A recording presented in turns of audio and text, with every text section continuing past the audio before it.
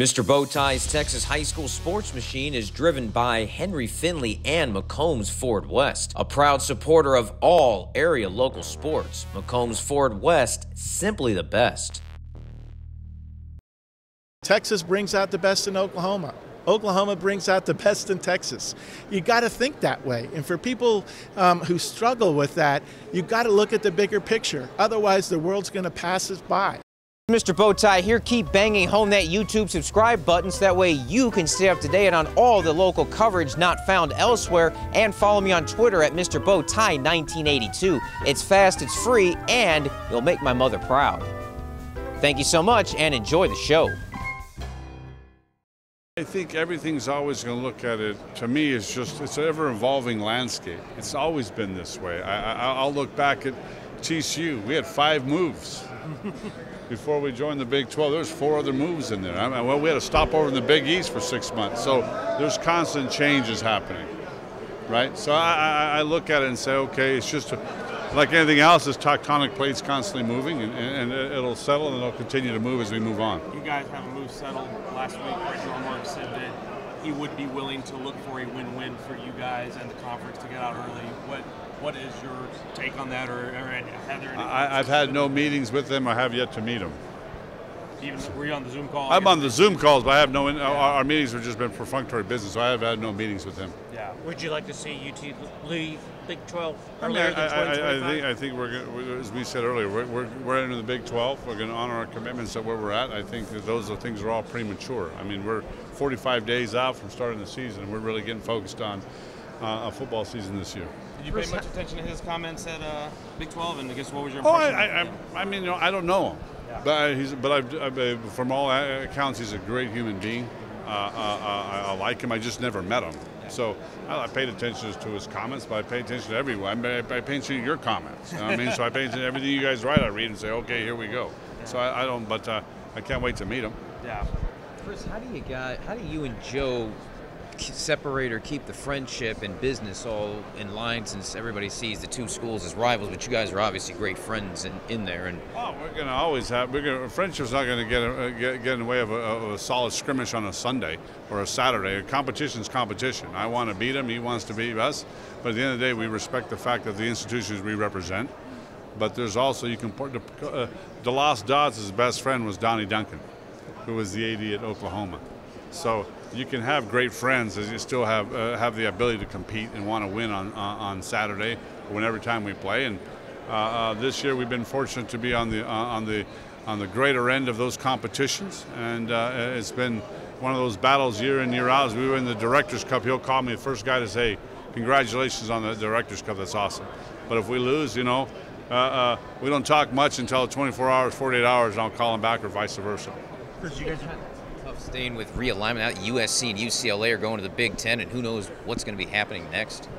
I have no comment on that. Everyone's going to do what's best for their institution, so I have no idea why they did what they did, but I understand that it's an ever-changing landscape, and always going to be looking out for the institution you represent and what you do is best for them.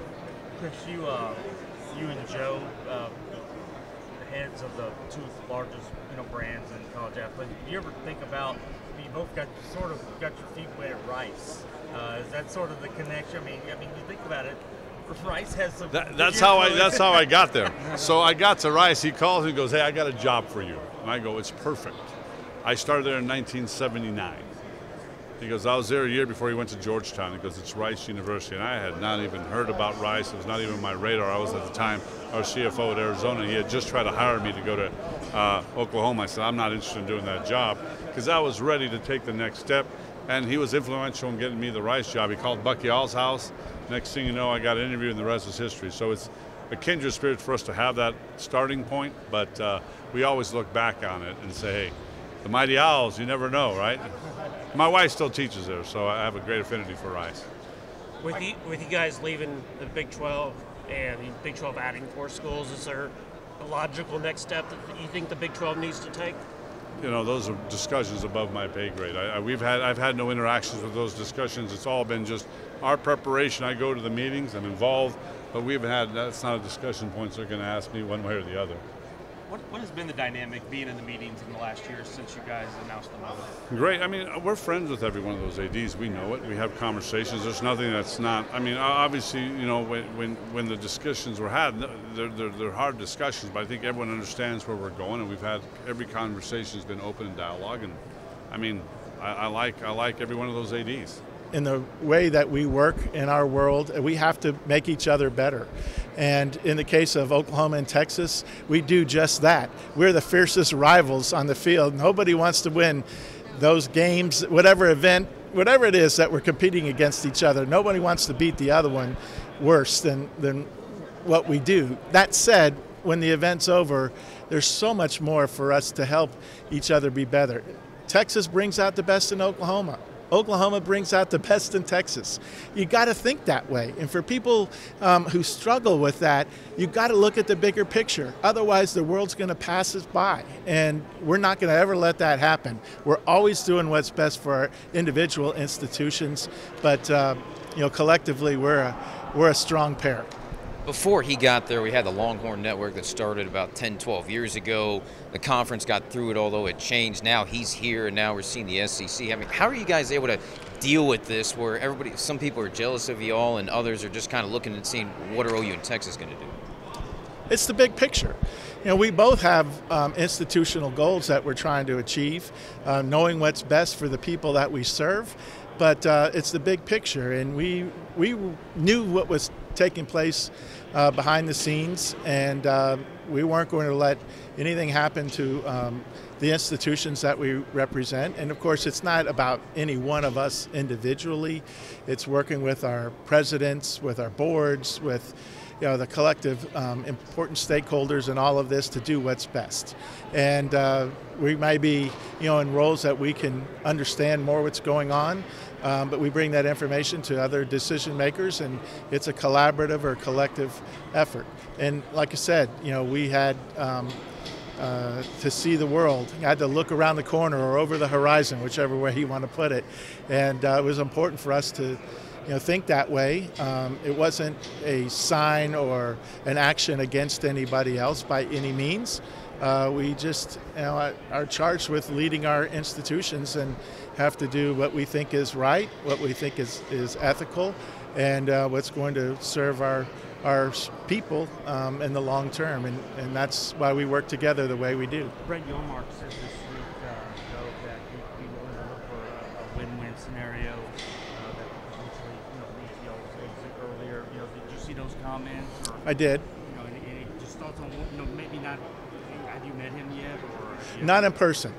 We've had a couple of Zoom calls. The ADs. I wasn't able to go to Big 12 Media Days, but I have talked to him on in those times. Look, I know people are asking a lot of those questions, and it's fair. We realize we've made the decision, and we're focused on being a great member through the time we said we would. There's a lot changing around us. If that facilitates a conversation that needs to take place about an earlier departure, then it does. But I've said very consistently that we're and I know my counterpart Chris Delconte has said the same thing, as has our presidents, that we informed the conference that we would leave after 25, but we plan on fulfilling our obligations and do the honorable thing of following through that what we've been asked to do. And if they want to talk to us about something different, then we'll certainly listen. But we're focused on trying to be the best member of the Big 12 while we're in it that we can. We have goals, and most importantly, we're trying to put our athletes and our teams and our coaches in a position so they can be successful in the sports that we sponsor.